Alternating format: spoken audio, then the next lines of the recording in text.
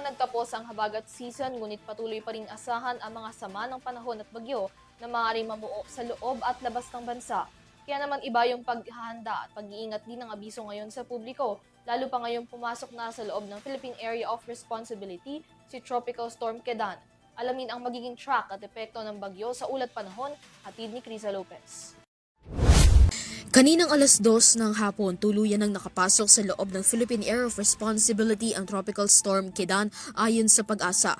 Huling namataan ng Pag-asa ang bagyong Kedan na may international name na Nakri, 1,385 km east-northeast ng extreme northern Luzon.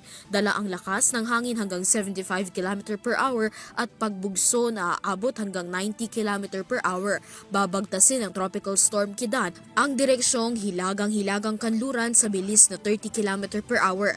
Batay sa forecast ng Pag-asa, lalabas na rin mamayang alas 2 ng madaling araw, October 10 ang bagyong Kedan at mananatili na sa labas ng PAR hanggang sa araw ng Sabado.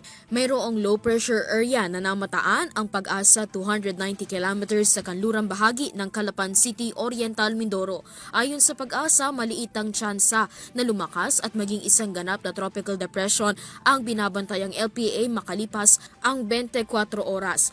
Sa kabila nito, inabisuhan pa rin ang publiko at ang lahat ng Disaster Risk Reduction and Management Offices na ipagpatuloy ang pagmamonitor sa lagay at galao ng bagyo. Para sa Euro TV News, Criza Lopez, sumasaludo sa bawat Pilipino.